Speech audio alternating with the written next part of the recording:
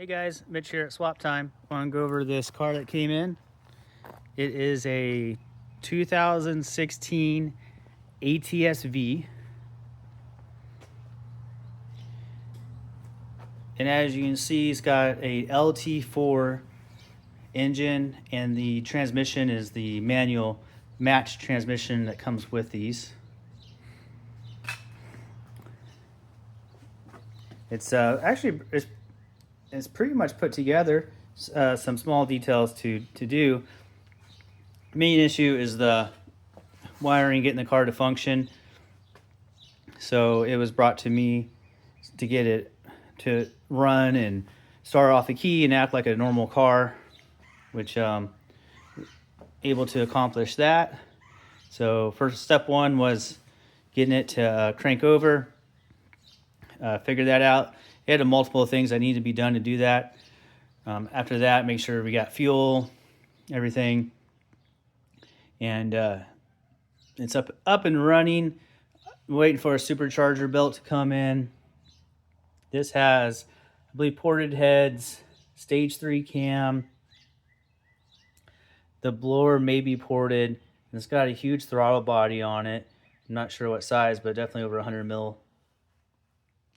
So this is a good 800 to 1,000 horsepower car, depending on what if it can get enough fuel. So that's the trick. Right here, just notice that we're gonna have to hook up the vacuum lines for it to be able to actuate the wastegate there. This looks like the supercharger or the engine was actually off an automatic car. Could be wrong, but they usually have a valve, the automatic cars, to control this. The manual cars will only have one nipple on it, which went straight to the vacuum. So basically a T. There's a way to make all that work, but the job maybe this weekend, work on this. So now all this was just done temporary to see if it's going to work by the previous place. So what I'll do, I'll shorten all this and merge these together with OEM connectors and terminals. That way it's all weather sealed and stuff like that. Then this will tuck back down here. Then this fuse box, this is actually where it belongs. It just needs to get mounted, the bottom piece to that, mount that to it. First I got to disconnect power because that's a hot stud right there. So definitely can short out there. The V has nice brakes. He got this car with pretty low miles, so I think around 13,000. And of course it had the Lt4 twin turbo, and this is a manual transmission car, meaning this is a pretty rare car. It came with a manual transmission with the Lt4, which was a big selling point, and which is nice. So everything's factory on the manual side of things with the clutch pedals and things like that. Of course, a different transmission. At least I believe it is. I wouldn't think the V6 could use the same bell housing and stuff like that. I thought you said it was a smaller transmission. But this intake is just huge. I mean, that's got to be like 4.5 inches in diameter. But it all fits. It all fits. It even has headers on this thing. I think what that you do on this is pretend it's a Camaro. So you just put Camaro headers on it, Camaro cold air intake, because they share the same chassis and everything. So a V8 fits in an ATS just fine.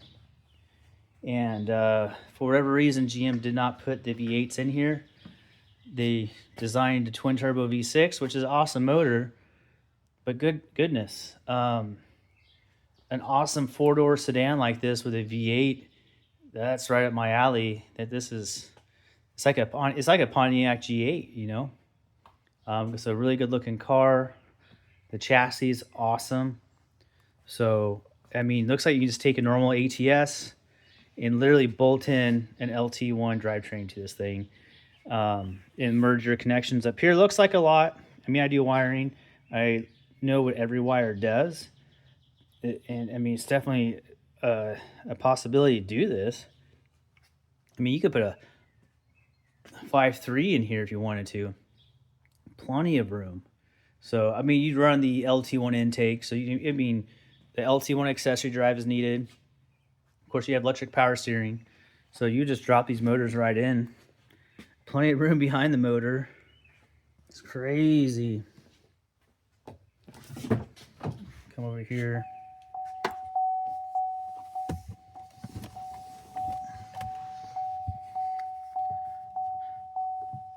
I might just start it for a second.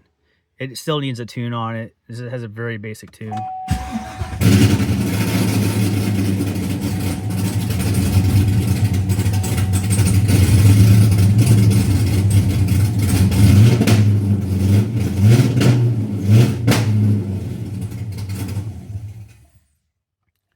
But yeah, it starts like it should. Hold the start button down for like 3 seconds. It turns everything on. Pretty neat. And really, like, there's no major codes on here. I mean, the hood's open, the trunk's open right now. But yeah, just very basic things. Ooh, 99 miles a gallon, not bad. Pretty sweet. But nice car. Got a moonroof or sunroof, whatever you call them. Got the good Recaro seats that are so cool.